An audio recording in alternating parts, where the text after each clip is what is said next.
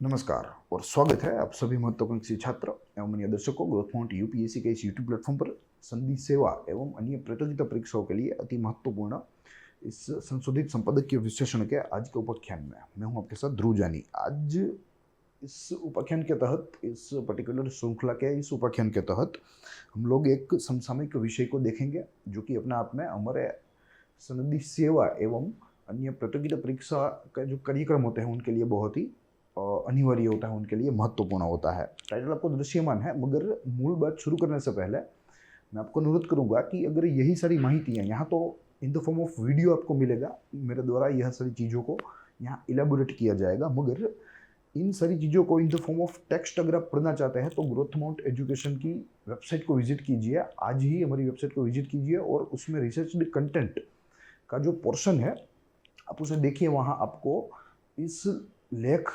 या इस पर्टिकुलर मुद्दे के अलावा अन्य कई सारे मुद्दों पर विस्तृत माहितियाँ प्राप्त होंगी जो आपको आपकी परीक्षा में बहुत ही मदद रूप साबित होंगी। तो आप वहाँ देखिए, साथ ही में आप सजेशंस भी प्रोवाइड कीजिए एज ए यूज़र। आप देखिए और वहाँ कमेंट आप कर सकते हैं लॉगिन रजिस्टर करके, और आप वहाँ कमेंट कीजिए कि एज ए यूज़र आपको क्या पसंद है, क्या ज़्यादा पसंद है, क्या चीज़ें होनी चाहिए जो हमारी वेबसाइट के ऊपर फिलहाल गैरहाजिर है।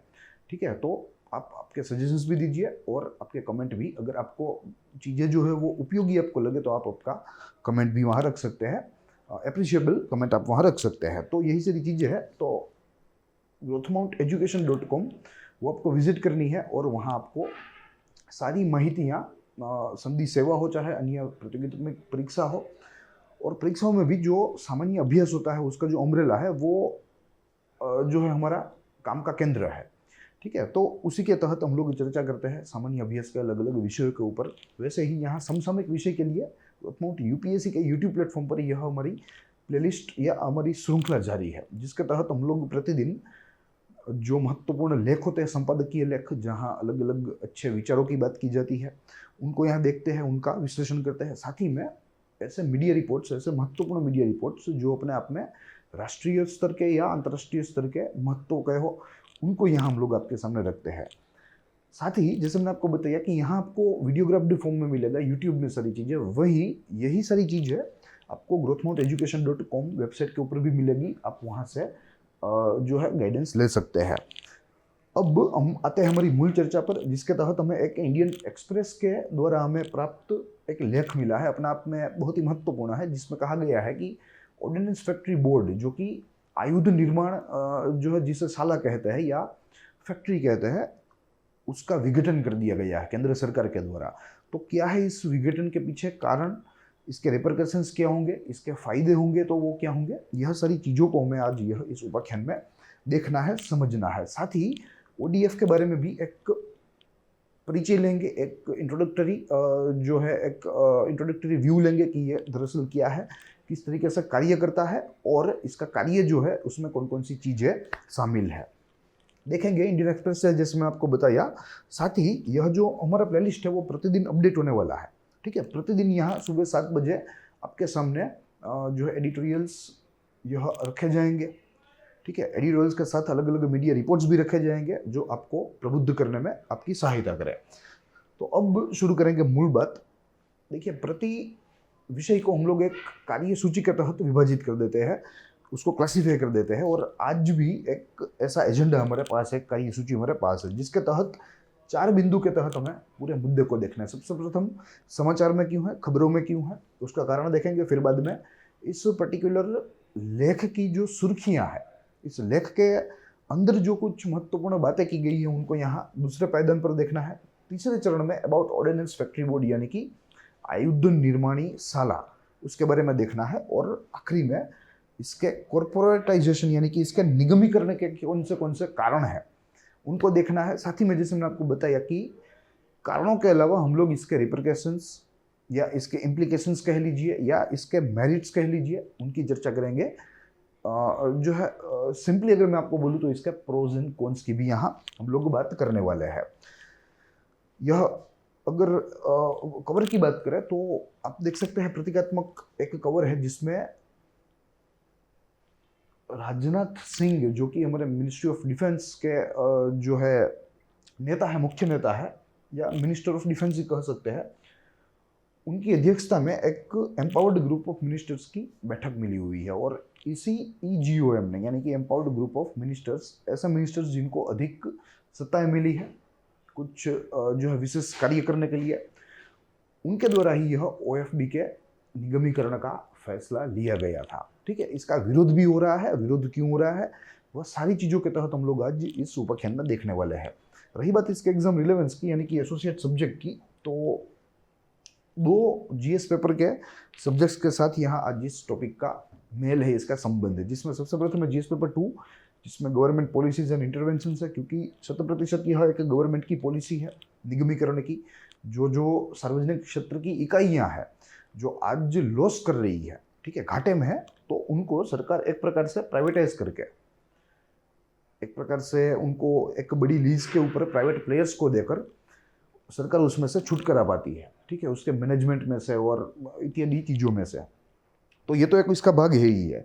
और दूसरा है GS पेपर 3, ठीक है, जिसके तहत इकोनॉमिक रिफॉर्म्स यानी कि आर्थिक सुधार, और आर्थिक सुधार में भी OFB यानी कि ऑर्डिनेंस फैक्ट्री बोर्ड का निगमीकरण, कॉर्पोरेटाइजेशन। तो यही सारी चीज़ें जो कि हमें अंदर इसे फर्दर देखनी है। शुरू करेंगे वाई न्यूज़ से। देखिए 2 बिंदु यहाँ देखने हैं वाई न्यूज़ में। सबसे प्रथम बिंदु, ordnance factory board will cease to exist from October 1। ठीक है, सीज टू एग्जिस्ट यानी कि इसकी समाप्ति है, और ये समाप्ति का फैसला जो है वो एम्पावर्ड ग्रुप ऑफ मिनिस्टर्स के द्वारा लिया गया था। देखिए, जब से नरेंद्र मोदी की NDA सरकार आई है, तब से जो पैनल कमिटियों का जो कल्चर था हमारी पुरानी जो है सरकारों में, वो अब धीरे धीरे खत्म होता जा रहा है। उसकी जगह एक नया शब्द अब प्रचलित होता जा रहा है, जिसे एम्पावर्ड ग्रुप ऑफ मिनिस्टर्स कहते हैं। एम्पावर्ड यानी कि जिन्हें अधिक शक्ति मिली हो किसी भी प्रकार का कोई विशेष कार्य करने के लिए, तो उसे EGOM कहा जाता है। तो अब पैनल और कमिटी जो है उसका गठन बहुत ही कम होता है, बहुत ही रेयर होता है। वहीं EGOM जो है वो अब धीरे धीरे मेन बोर्ड पर आ गया है। तो इसी EGOM के द्वारा OFB की समाप्ति का फैसला लिया गया था। ऊपर आप कवर में देख सकते हैं, यह OFB का हेडक्वार्टर है, जो कि कोलकाता बेस है। ठीक है, कोलकाता बेस इसीलिए है क्योंकि OFB के अगर एस्टेब्लिशमेंट की बात करें तो उसका जो मूल है वो कॉलोनियल पावर्स में है। ठीक है, सबसे प्रथम डच, फिर बाद में जो है इंग्लिश, तो इसीलिए वो कोलकाता है। और जैसा हमें मालूम है कि जो शुरुआती जो कॉलोनियल पावर्स थे वे ईस्ट इंडिया में सेटल हुए थे, और उनका मुख्य केंद्र बंगाल था। तो इसीलिए यह इसका जो हेडक्वार्टर है, इसका मुख्यालय जो है वो कोलकाता, वेस्ट बंगाल स्थित है। दूसरा बिंदु यहाँ कहता है कि assets, staff and operations of its 41 ordnance factories will be transferred to 7 defence public sector units. Yes, DPSUs, ये टर्म महत्वपूर्ण हमें मालूम होनी चाहिए। और यहाँ कहा गया है कि ऑर्डिनेंस फैक्ट्री बोर्ड जो है वो एक अपने आप में अम्ब्रेला है। देखिए, OFB जो है वो एक अम्ब्रेला है, जिसके तहत 41 फैक्ट्रीज है पूरे भारत में। ठीक है, फिर ट्रेनिंग इंस्टीट्यूट्स है, लगभग 9 ट्रेनिंग इंस्टीट्यूट है, फिर 3 या 5 रिसर्च सेंटर्स है। ठीक है, तो इस तरीके से यह पूरा निगम बना हुआ है, यह पूरा बोर्ड बना हुआ है, जो आज दिन तक सार्वजनिक था, पब्लिक था। यानी कि सरकार ही इसका जो है पूरा लेखा जोखा देखती, पूरा प्रशासन देखती, प्रबंधन देखती। संक्षिप्त में OFB आज दिन तक सरकार की जिम्मेदारी था, केंद्र सरकार की। मगर अब ये घाटे में जा रहा है, और इसका फंक्शन जो है वो एफिशिएंट करने के लिए, इसको असरकारक बनाने के लिए, लाभकारी बनाने के लिए अब सरकार इसका निगमीकरण कर रही है। क्योंकि आमतौर पे अगर देखें तो अगर किसी भी इकाई की जो है ऑनरशिप निजी हो, प्राइवेट हो अगर, तो उसकी वर्क एफिशिएंसी जो है वो बहुत ही ज़्यादा रहती है, उसकी वर्क प्रोडक्टिविटी बहुत ही ज़्यादा रहती है।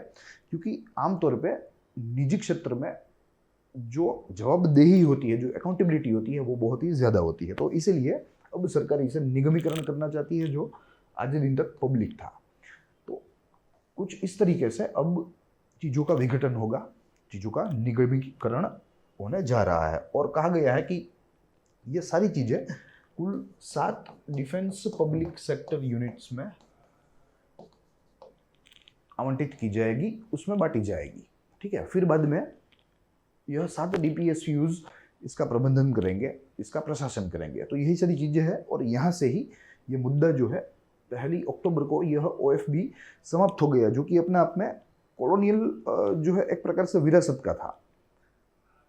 ठीक है, तो यहाँ से इस पर्टिकुलर मुद्दे का यहाँ हमारे सामने अवकाश हुआ है। तो ये बात रही वाई न्यूज़ की। दूसरे बिंदु पर अबाउट आर्टिकल देखना है। कई सारी चीज़ें यहाँ में इन आर्टिकल की सुर्खियों में देखनी है, और जिससे मैं प्रति लेक्चर में कहता आया हूँ कि जो महत्वपूर्ण संपादकीय लेख होते हैं, ऐसा नहीं होता कि सारे संपादकीय लेख महत्वपूर्ण होते हैं, मगर हमें उनमें से फिल्टर करना होता है। और जो फिल्टर किए हुए अति उच्च कक्षा के जो संपादकीय लेख होते हैं, उनमें बहुत ही महत्वपूर्ण चीज़ें छपी होती है। उनकी माहितियाँ जो होती है वो हमें सीधे परीक्षा में उपयोगी बनती है, हमारी समझ को बढ़ाने के लिए भी उपयोगी बनती है, हमें प्रबुद्ध करने के लिए भी सहायक रहती है। साथ ही में मीडिया रिपोर्ट्स की भी यही ताकत है। मीडिया रिपोर्ट्स जो होती है, जो महत्वपूर्ण मुद्दों के ऊपर होती है, वैसे मीडिया रिपोर्ट्स से भरा समाचार पत्र होता है पूरा, मगर उनमें जो महत्वपूर्ण समाचार है, चाहे वो अंतर्राष्ट्रीय स्तर के हो, चाहे वो राष्ट्रीय स्तर के हो, चाहे वो जो है प्रादेशिक स्तर के हो, ठीक है, तो उनमें जो बातें छपी होती है उसका भी महत्व बहुत ही रहता है। तो इसीलिए न्यूज़पेपर्स को हमें कभी भी अंडर एस्टिमेट नहीं करना चाहिए और ज़्यादा से ज़्यादा न्यूज़पेपर्स के ऊपर हमें रिलाई रहना चाहिए, क्योंकि करंट अफेयर्स जो है उसका ज़्यादा यानी कि अधिकांश पोर्शन करंट अफेयर्स का डायरेक्टली न्यूज़पेपर के ऊपर बेस्ड होता है, उसके ऊपर आधारित होता है। तो इसलिए यहाँ आर्टिकल की कुछ बातें हैं, तो उसको एक के बाद एक देखने का प्रयास करेंगे। सबसे प्रथम कहा गया है कि ordinance factory board was a first of the type, first of the industrial establishment. ठीक है, भारत में जब औद्योगिक क्रांति की शुरुआत हुई तब कॉलोनियल रिजम भी था यहाँ, और उन्होंने धीरे धीरे यहाँ उन लोगों की ज़रूरत के मुताबिक, नहीं कि हमारी ज़रूरत के, नहीं कि भारत के लोगों की ज़रूरत के, मगर उनकी ज़रूरत के मुताबिक यहाँ इंडस्ट्रियल डेवलपमेंट जो है उन्होंने धीरे धीरे शुरू किया। औद्योगिक विकास को धीरे धीरे उन्होंने बढ़ावा दिया, मगर यहाँ जो मूलभूत उद्देश्य था वो उनकी ज़रूरत थी, वो भारत की या भारत के लोगों की ज़रूरत नहीं थी, तो हमें ध्यान रखना है। तो उसी समय की यह फैक्ट्री है। यहाँ साल लिखी गई है 1801। ठीक है, जो फिलहाल जो फैक्ट्री है, फिलहाल जो कि हमें इंग्लिश कॉलोनी की विरासत में आई है, इंग्लिश कॉलोनी की विरासत के द्वारा मिली है, तो उसका जो गठन है या उसकी स्थापना जो है वो 1801 में की गई थी, 1801 में, जिसके तहत कुल 41 ऑर्डिनेंस फैक्ट्री है जो हमने देखा, 9 ट्रेनिंग इंस्टीट्यूट है जिसका जिक्र मैंने किया, फिर 3 प्रादेशिक मार्केटिंग सेंटर है और 5 रीजनल कंट्रोलर्स फॉर सेफ्टी है। तो कुल मिलाकर ये पूरा अम्ब्रेला है। ऑर्डिनेंस फैक्ट्री बोर्ड का ये कोई एक इकाई नहीं है, मगर यह एक अम्ब्रेला है जिसके तहत कई सारी इकाइयाँ फैली हुई है, जिसके तहत कई सारी इकाइयाँ काम करती है। फिर उसके बाद देखें तो अगर प्रोडक्ट्स की बात करें तो आज भारत की सेना, अर्धलश्करी सेना यानी कि मिलिट्री, पैरामिलिट्री और पुलिस फोर्स, यह सारे जो हथियारों का उपयोग करते हैं, आर्म्स एंड एम्यूनिशंस, ठीक है, तो वो सारी चीज़ें यहाँ ऑर्डिनेंस फैक्ट्री बोर्ड से मिलती है। सारी चीज़ें, चाहे वो मिलिट्री के द्वारा क्यों ना यूज़ की गई हो, पैरामिलिट्री के द्वारा क्यों ना हो, चाहे वो पुलिस बल के द्वारा क्यों ना हो, वो सारी चीज़ें यहाँ OFB के द्वारा ही निर्माण की जाती है। ठीक है, तो इसका इतना बड़ा रोल है, अब सरकार इसको निगमीकरण करना चाहती है। यहाँ एक सूची दी गई है जिसके तहत हमें कुछ प्रोडक्ट्स के नाम दिए गए हैं। We will go through it. यह सारी चीज़ों को रटना नहीं है, मगर हमें मालूम होना चाहिए एज ए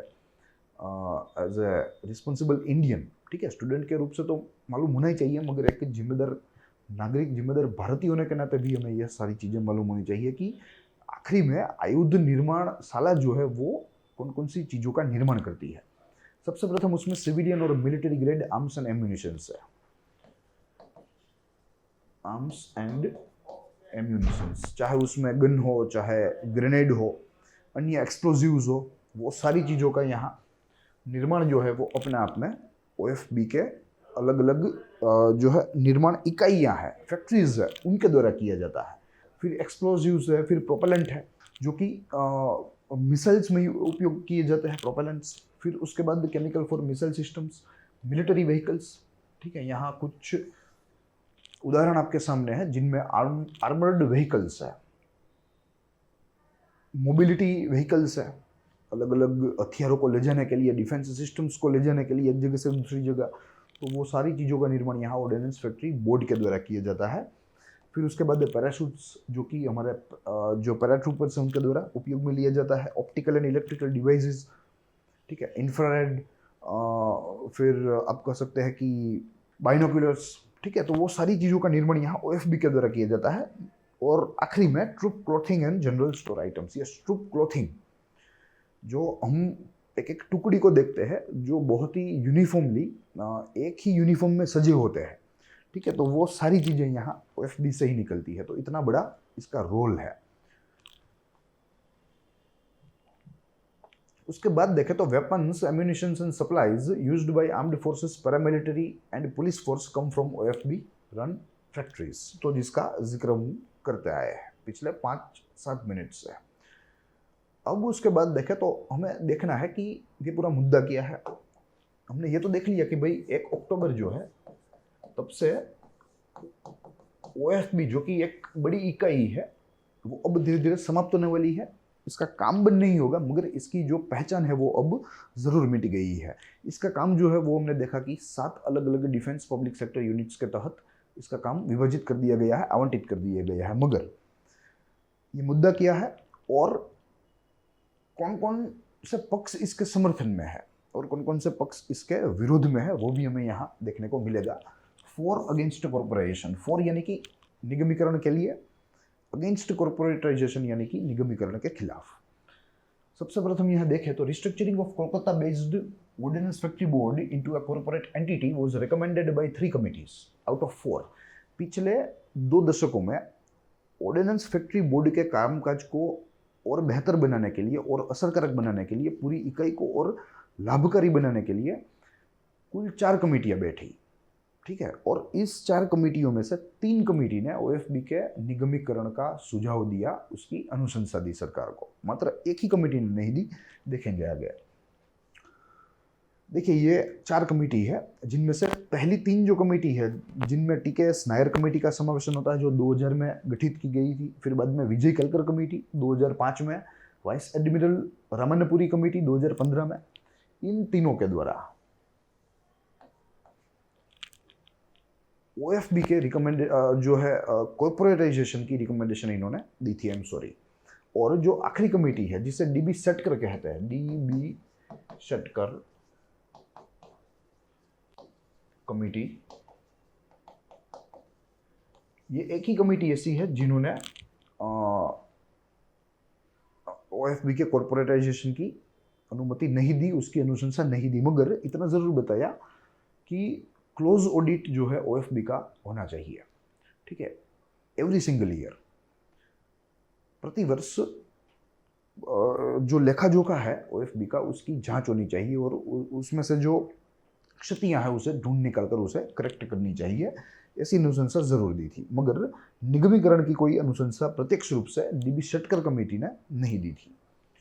फिर उसके बाद देखें तो central government in favour of corporatisation of OFB arguing. देखिए सेंट्रल गवर्नमेंट जो है वो फेवर में है, क्योंकि हमें मालूम है कि केंद्र सरकार के पास आज पर्याप्त मात्रा में कर्मचारी नहीं है, पर्याप्त मात्रा में फंड नहीं है कि ऐसी बड़ी बड़ी इकाइयों को वो रन करे। मैनेजरियल जो रिक्वायरमेंट होती है वो सरकार के पास फिलहाल नहीं है। तो इसी के तहत सरकार जो है वो तो छूटना चाहती है इसके प्रबंधन से, इसके जो है रेगुलेशन से, तो वो निगमीकरण के पक्ष में है। देखिए क्या क्या दलीलें केंद्र सरकार के द्वारा पेश की गई है। सबसे प्रथम, corporatisation will bring this entity under the preview of companies act, it would lead to improvements in efficiency, makes product cost effective and enhance their quality. Yes, कहा गया है कि आज ये एक सार्वजनिक इकाई के रूप में कार्यरत है, मगर अगर इसे निगमीकरण के रूप में जो है, या अगर इसका निगमीकरण किया जाए, अगर इसे एक निगम बना दिया जाए, तो इसका प्रबंधन कंपनीज एक्ट के तहत किया जाएगा। कंपनीज एक्ट की कुछ कुछ जो प्रावधान है वो इसके ऊपर लागू होंगे, जो अपने आप में इस इकाई की कार्यक्षमता को बढ़ाएंगे, इस इकाई के द्वारा जो चीज़ें उत्पन्न की जाती है उनकी लागत को कम करेंगे, यानी कि कॉस्ट इफेक्टिव बनाएंगे। और आखिरी में कहा गया है कि पूरी जो क्वालिटी है जो कि यहाँ आज इस सार्वजनिक इकाई के द्वारा बनाई जाती है, वो प्रोडक्ट की क्वालिटी, वो प्रोडक्ट की गुणवत्ता को और बेहतर बनाएंगे। तो ये केंद्र सरकार का पहला पक्ष है। दूसरा, OFB's monopoly has led to innovation drying up. Yes, आज OFB जो है वो आयुध निर्माण के क्षेत्र में एक अपने आप में मोनोपोली एंजॉय कर रहा है पिछले कई दशकों से, मगर इसी मोनोपोली ने उसके इनोवेशन को, उसकी नवीनता की जो क्षमता है उसे सुखा दिया है, क्योंकि और कोई नवीनतम जो विचार है, नवीनतम जो शोध है, वो यहाँ OFB के द्वारा नहीं निकल रही है। आज जो वे काम कर रहे हैं वो पिछले कई सालों से वही काम कर रहे हैं। मतलब जो रिसर्च एंड डेवलपमेंट होना चाहिए, जो कॉम्पिटिटिवनेस होनी चाहिए, वो यहाँ आज खत्म हो गई है। Entity has become low productive. Yes, पूरी इकाई कम उत्पादक हो गई है।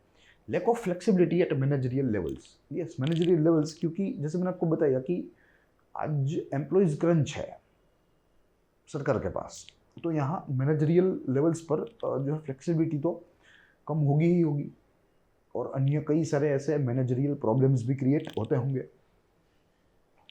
तो ये उसके पक्ष प्रतिपक्ष की बात है, और इसीलिए यहाँ केंद्र सरकार के द्वारा कहा गया कि भाई इन सारे मुद्दों को ध्यान में रखते हुए हमें OFB का निगमीकरण कर देना चाहिए। On the other hand, OFB functions directly under the ministry of defence. क्यों ऐसा हुआ, उसका कुछ यहाँ विश्लेषण है। देखिए, OFB जो है वो आज दिन तक सीधा का सीधा प्रत्यक्ष रूप से मिनिस्ट्री ऑफ डिफेंस के तहत कार्यरत है, इसीलिए इसका कोई प्रॉफिट का मोटिव नहीं है। प्रॉफिट का मोटिव नहीं है तो इसका स्टाफ इंसेंटिवाइज नहीं हो रहा है, ठीक तरीके से इंसेंटिवाइज नहीं हो रहा है, तो इनका जो मोटिवेशन है वो कम होता जा रहा है, इनका मोटिवेशन सूख रहा है। और यही कारण है कि क्यों ये आज कम उत्पादक है, लो प्रोडक्टिव है, क्यों यहाँ इनोवेशन जो है वो आज सूख रहा है। तो यही एक इसका पहला कारण है। उसके बाद देखें तो while workmen federations has been against corporatisation move. Yes, जो कर्मचारी है जो कि कुल इस 41, 9, 3 और 5 इकाइयों में फैले हुए हैं, तकरीबन 75 से 80 हजार है। आंकड़ों में नहीं उतरेंगे, मगर तकरीबन 75 से 80 हजार कर्मचारी है जो अलग अलग यूनियंस के साथ जुड़े हुए हैं। तो इन यूनियंस का एक भरपूर विरोध हो रहा है, और इन लोगों को लग रहा है कि यह जो निगमीकरण है ये अपने आप में निजीकरण के लिए एक पहला कदम है, और अगर ये निजीकरण हो जाएंगे तो उनको केंद्र सरकार के जो कर्मचारी है उनको जो लाभ मिल रहे हैं वो लाभ इनको प्राप्त नहीं होंगे। ऐसा भय इनको आज सता रहा है, और इसलिए ये पूरे निगमीकरण के खिलाफ है।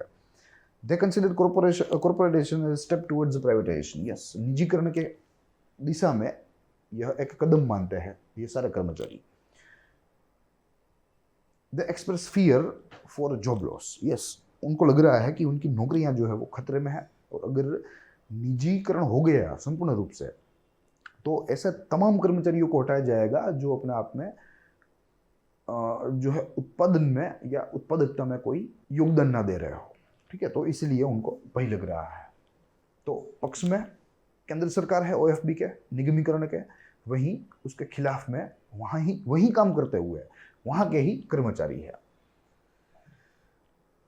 फिर उसके बाद देखें तो हमें एक समय रेखा देखनी है, और इस समय रेखा के तहत हम लोग देखेंगे कि कैसे इस पर्टिकुलर मुद्दे ने आज अब एक अध्यादेश के तहत एक कानूनी रूप ले लिया है। तो वो आज यहाँ पूरी समय रेखा समझेंगे। सबसे प्रथम कॉर्पोरेटाइजेशन यानी कि निगमीकरण, चीज़ों का निगमीकरण was listed as one of the 167 transformative ideas to be implemented in first 100 days of second NDA government in 2019। जैसे आपको यह तस्वीर दृश्यमान है, ठीक है। नरेंद्र मोदी ने जब दूसरी बार जनरल इलेक्शंस में विजय प्राप्त की, यानी कि NDA ने, तब उनके द्वारा एक 100 दिन का कार्यक्रम घोषित किया गया था, ठीक है। और इन 100 डेज में कुल 167 कार्य करने थे, ठीक है, जिन्हें ट्रांसफॉर्मिंग आइडियाज का नाम दिया गया था, ट्रांसफॉर्मिंग आइडियाज। और इसी ट्रांसफॉर्मिंग आइडिया में one of the 167 product was corporatisation.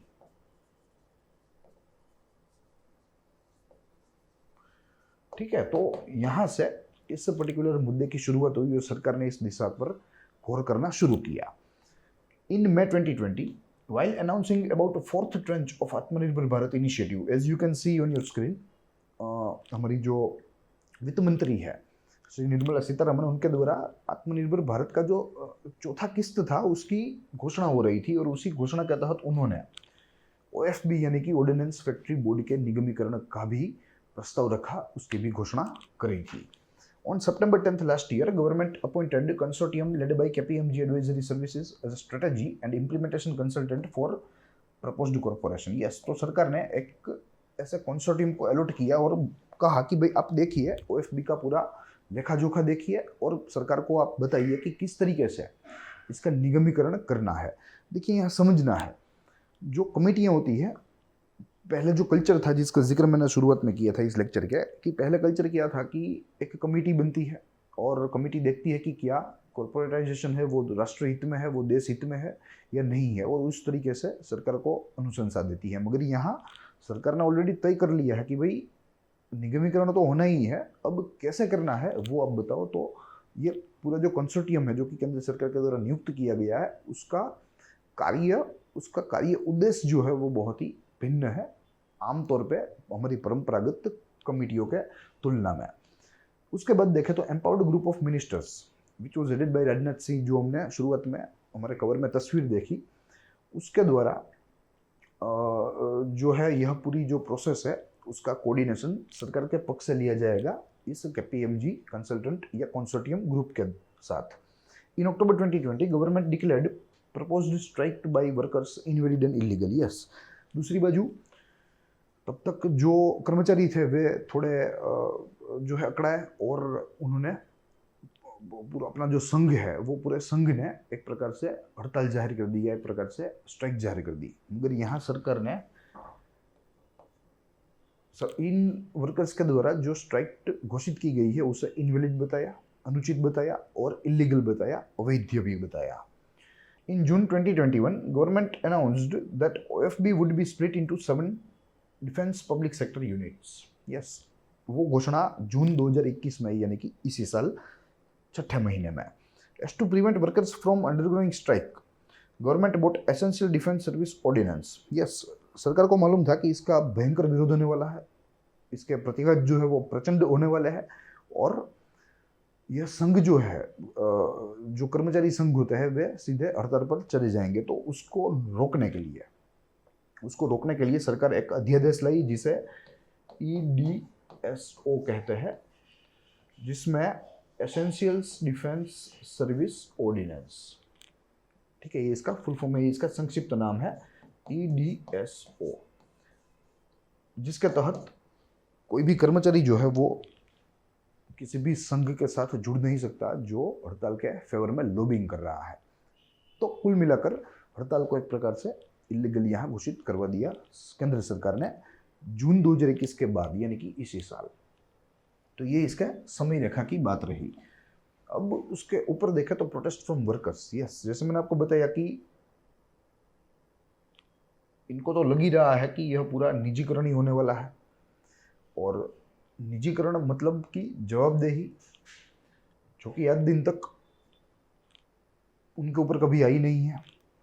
ठीक है, तो वे लोग प्रचंड विरोध कर रहे हैं। Among 75,000 workers at 41 factories and their allied units, these workers are mainly affiliated with 3 federations।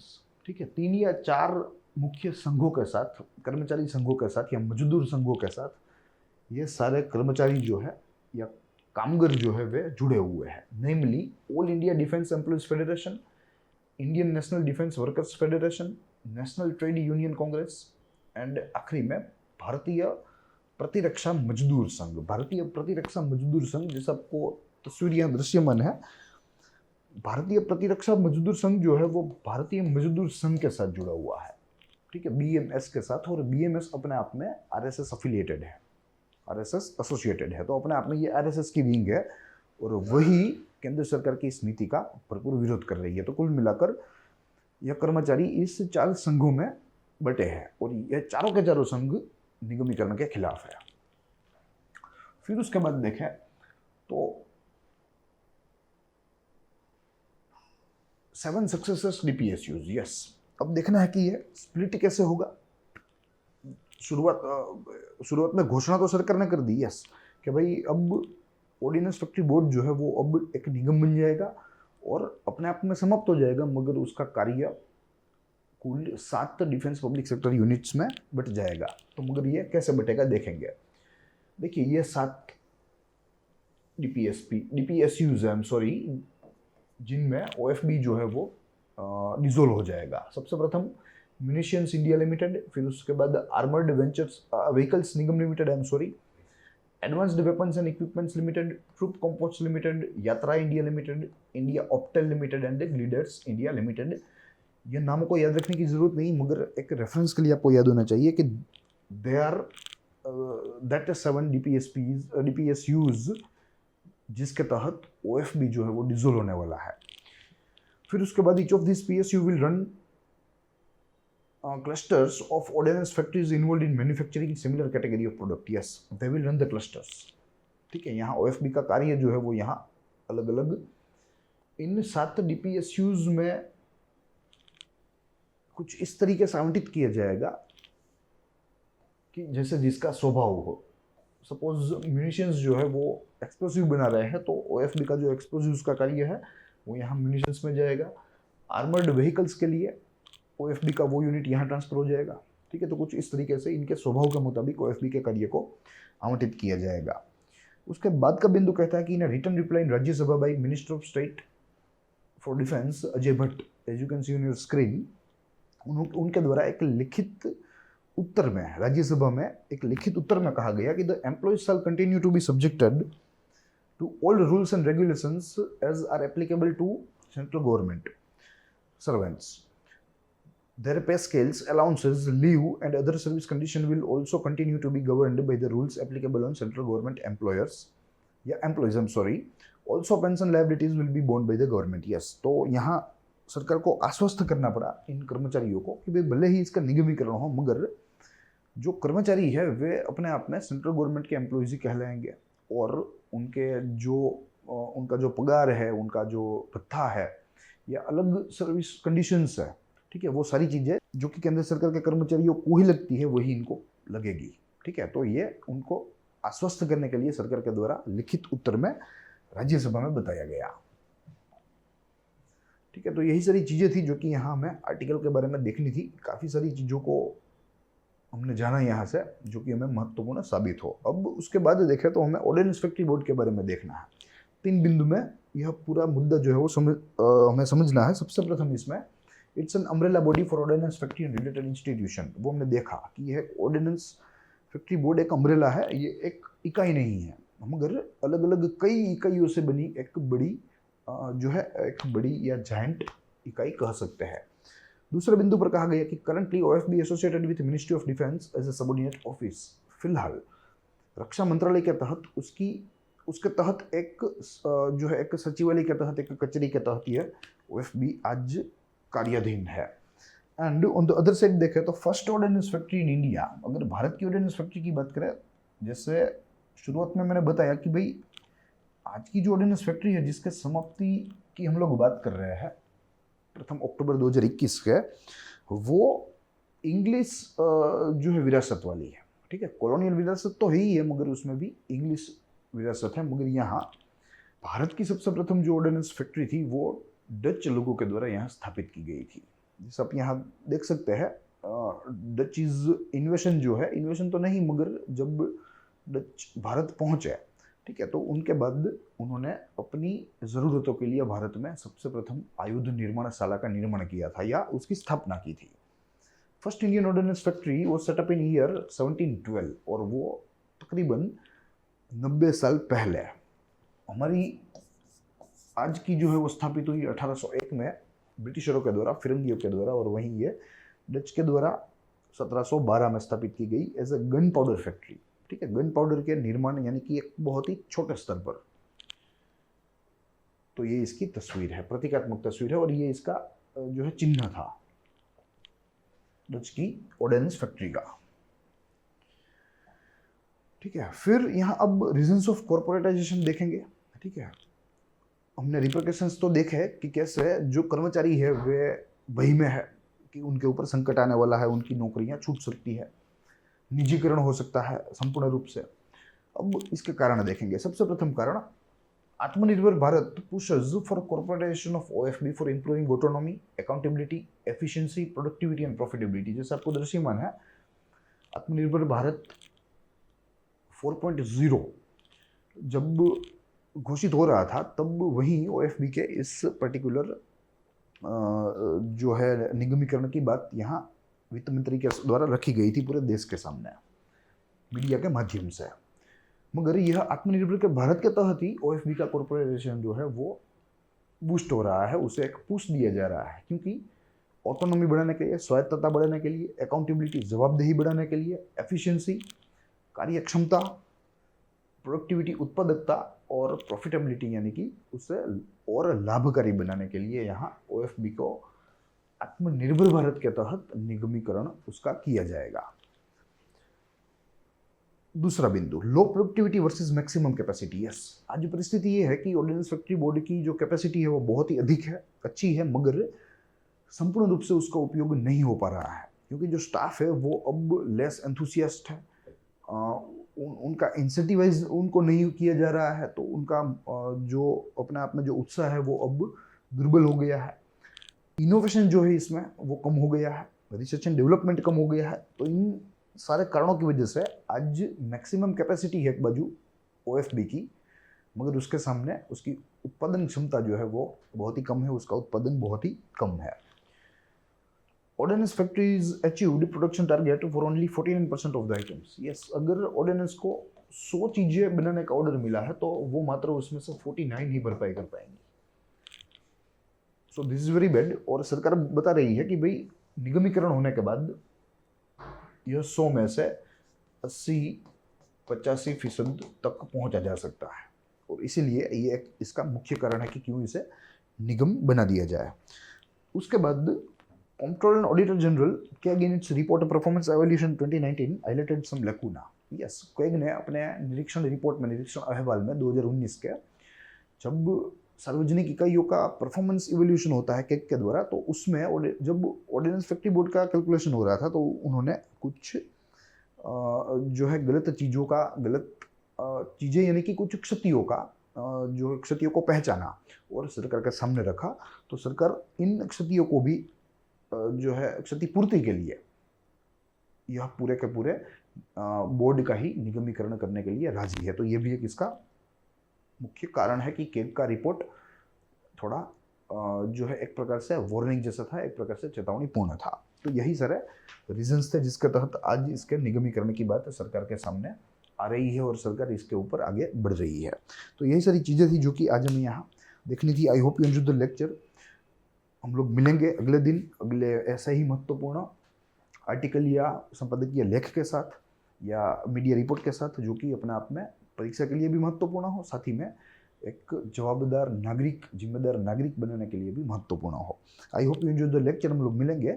साथ ही आप ग्रोथ माउंट UPSC को ज़्यादा से ज़्यादा शेयर कीजिए, हमारे चैनल को सब्सक्राइब कीजिए और हमारे वीडियोज़ को लाइक कीजिए, हमारे वीडियोज़ को देखिए ताकि आप प्रबुद्ध हो, आपके परीक्षा में अच्छा परफॉर्म कर पाए। प्लस विजिट growthmounteducation.com, जहां आपको जनरल स्टडीज़ के लिए वन स्टॉप सॉल्यूशन मिल सकता है। आपको कहीं जाने की ज़रूरत नहीं है, आप growthmounteducation.com विजिट कीजिए और प्रबुद्ध हो सकते हैं। तो यही सारी चीज़ें थी। हम लोग मिलेंगे कल अगले टॉपिक के साथ, अगले मुद्दे के साथ, अगले विश्लेषण के साथ। तब तक के लिए दीजिए इजाज़त। देखते रहिए ग्रोथ माउंट UPSC। जय हिंद।